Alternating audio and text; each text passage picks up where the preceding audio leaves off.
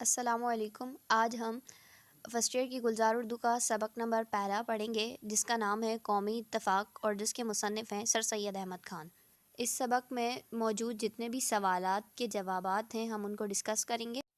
پہلے میں آپ کو اس لیسن کا اوور ویو کروا دیتی ہوں اور سوالات بھی ہم دیکھ لیتے ہیں کہ کون کون سے اس میں سوالات موجود ہیں اور پھر ان کے جوابات کو ڈسکس کرتے ہیں۔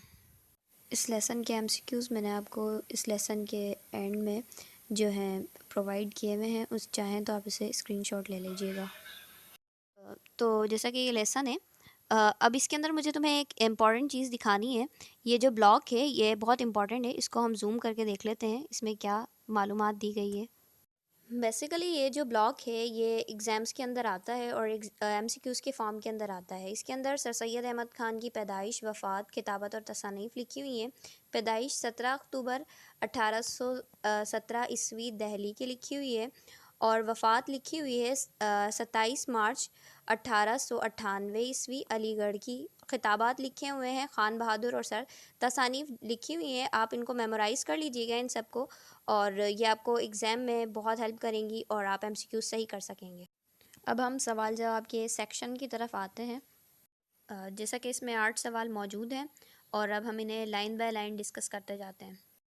سوال نمبر پہلا ہے، پرانے زمانے میں لفظ قوم سے کیا مراد لی جاتی تھی؟ جس کا جواب یہ ہے، پرانے زمانے میں لفظ قوم سے مراد کسی بزرگ کی نسل میں سے ہونے یا کسی ملک کے باشندہ ہونے سے لی جاتی تھی۔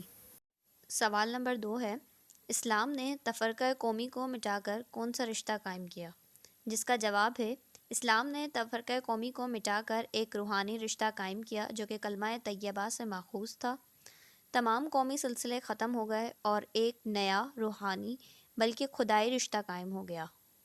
سوال نمبر 3 ہے، سر سید احمد خان کے نزدیک قومی ترقی کا اولین مرحلہ کیا ہے؟ جس کا جواب ہے، سر سید احمد خان کے نزدیک قومی ترقی کا اولین مرحلہ یہ ہے کہ سب آپس میں محبت اور اتحاد قائم کریں اور عداوت و نفاق کو دور کر لیں۔ سوال نمبر 4 ہے، یکتائی و یکجہتی سے کیا مراد ہے؟ جس کا جواب ہے، یکتائی و یکجہتی سے مراد تمام اقوام اور مذاہب کے لوگوں کا آپس میں مل جل کر ایک دوسرے کے ساتھ امن و بھائی چارے کے ساتھ رہنا ہے۔ سوال نمبر 5 ہے، مسلمانوں کے زوال کا سبب کیا ہے؟ جس کا جواب ہے، مسلمانوں کے زوال کا سبب یہ ہے کہ ہم نے ایک قومی اتفاق کو فراموش کر دیا ہے اور ہر معاملے میں اپنے فائدے یا غرض کو اہمیت دیتے ہیں، اس لیے ہمارے کاموں میں برکت نہیں ہوتی۔ سوال نمبر 6 ہے، سر سید احمد خان کے مطابق قومی اتحاد کیسے قائم کیا جا سکتا ہے؟ جس کا جواب ہے، سر سید احمد خان کے مطابق قومی اتحاد کو قائم رکھنے کے لیے ضروری ہے کہ ہم تمام امور انسانیت میں ایک دوسرے کے مددگار ہوں اور آپس میں سچی محبت، سچی دوستی اور برادرانہ تعلقات قائم رکھیں۔ سوال نمبر 7 ہے، قومی ہمدردی کے کیا فائدے ہیں؟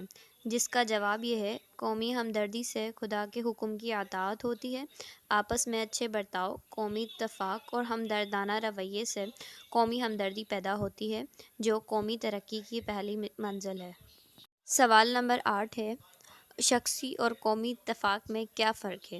جس کا جواب ہے، شخصی اتفاق سے مراد کسی معاملے پر 2 یا 2 سے زیادہ لوگوں کا اتفاق ہے، جبکہ کسی قوم یا ملک کے معاملے پر ملک میں رہنے والی تمام اقوام کے مذاہب کے ماننے والوں کا اتفاق قومی اتفاق کہلاتا ہے۔